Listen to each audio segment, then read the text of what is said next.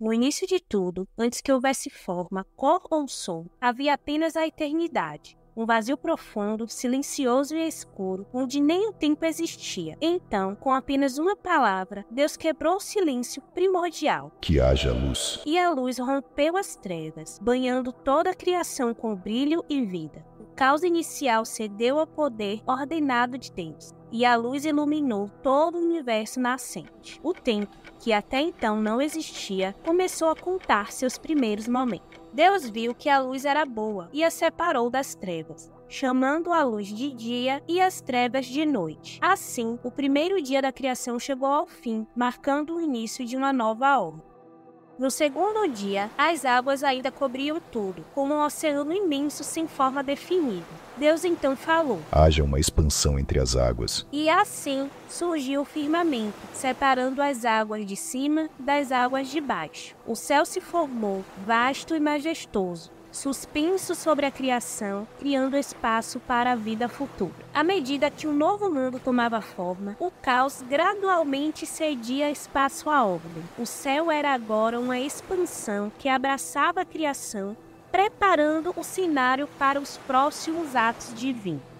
No terceiro dia, Deus olhou para as águas e ordenou que se reunissem em um único lugar, permitindo que a terra seca surgisse. As montanhas ergueram-se dos oceanos, os vales se abriram e as planícies se estenderam sob o céu. Deus chamou a terra seca de terra e as águas reunidas de mares. E vendo que tudo era bom, ordenou que a terra produza plantas, árvores frutíferas e toda a vegetação. E a terra respondeu com uma explosão de vida. As árvores brotaram, os campos se encheram de vegetação verdejante e os rios fluíram, trazendo vida a toda parte.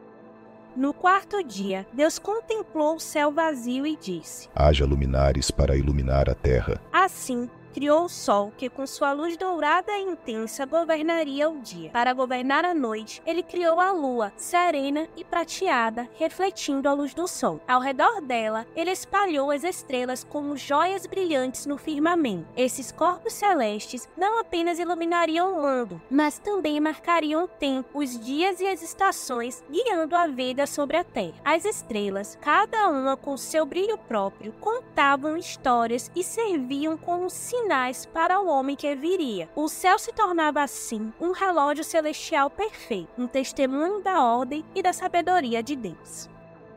No quinto dia, Deus voltou seu olhar para os mares e os céus, e com sua voz criadora trouxe à existência as criaturas marinhas e as aves. As águas se encheram de vida, baleias majestosas, peixes de todas as cores e formas, e as aves voaram pelos céus, enfeitando-os com suas asas e seus cantos. No sexto dia, Deus completou sua obra na terra. Criou os animais terrestres, cada um segundo a sua espécie. Os grandes leões, os pequenos insetos, as manadas que corriam pelos campos e todos os seres vivos que povoariam o sol. Mas ainda havia algo especial a ser criado. Deus, em um momento de suprema solenidade, disse: Façamos o homem à nossa imagem e semelhança. Com suas próprias mãos, ele moldou o homem do pó da terra. Cada detalhe foi esculpido com perfeição divina. E então, inclinando-se sobre ele, soprou em suas narinas o fôlego da vida. O homem abriu os olhos e pela primeira vez contemplou a beleza do mundo que o cercava. Deus deu ao homem autoridade sobre todos os seres vivos e ordenou: Sejam fecundos, encham a terra e a dominem. Quando Deus olhou para tudo o que havia criado, viu que era muito bom. Mas Deus percebeu que não era bom que o homem ficasse sozinho. Então ele fez o homem cair em um sono profundo, tirou uma costela dele e a partir dessa costela criou a mulher. A ideia era que o homem e a mulher fossem companheiros, ajudando um ao outro e cuidando juntos de toda a criação. No sétimo dia, Deus descansou de toda a obra que havia feito. Abençoou e santificou esse dia, marcando-o como um tempo de descanso e celebração. Deus, então, plantou um magnífico jardim no Éden, um paraíso de beleza indescritível. Árvores frondosas, flores perfumadas e rios cristalinos enchiam o jardim com vida. No centro desse paraíso, Deus colocou duas árvores especiais, a árvore da vida e a árvore do conhecimento do bem e do mal. Deus colocou Adão no jardim e lhe deu a responsabilidade de cuidar dele. Ele permitiu que Adão comesse de todas as árvores, exceto da árvore do conhecimento do bem e do mal, advertindo. Nos primeiros dias no jardim, Adão e Eva caminhavam juntos sob a luz suave do sol, vivendo em perfeita harmonia.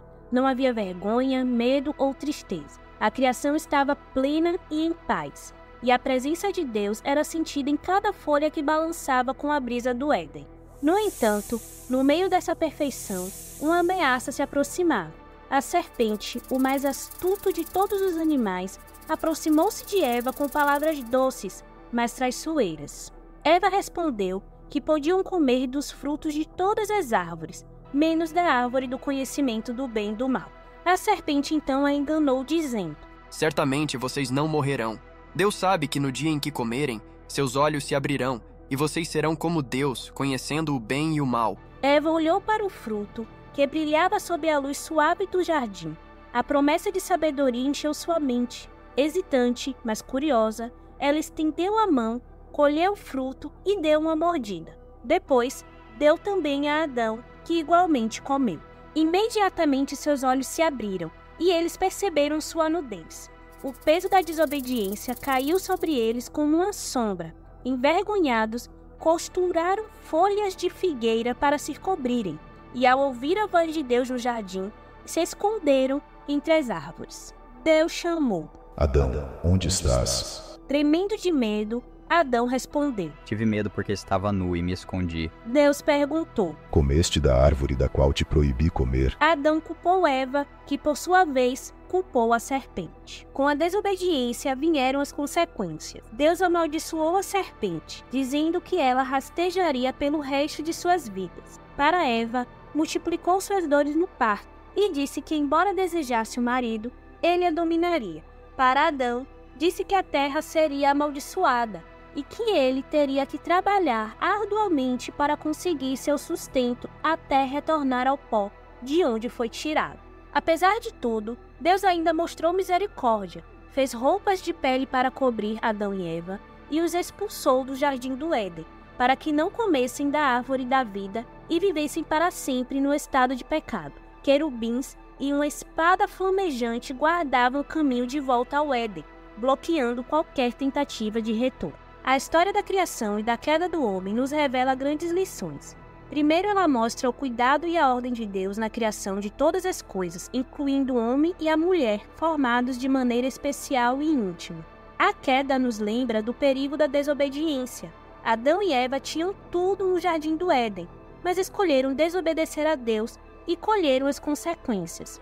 Isso nos ensina que, com a liberdade de escolha, vem a responsabilidade pelas nossas ações. No entanto, mesmo em meio ao pecado, Deus não os abandonou. Ele os vestiu e continuou a cuidar deles, mostrando que sua misericórdia é sempre maior do que o julgamento. Isso nos aponta para o plano de redenção que Deus tem para a humanidade, mostrando que, mesmo quando erramos, sempre há uma oportunidade de arrependimento e restauração. Gostou dessa história? Não deixe de curtir o vídeo e seguir o nosso canal. Até a próxima!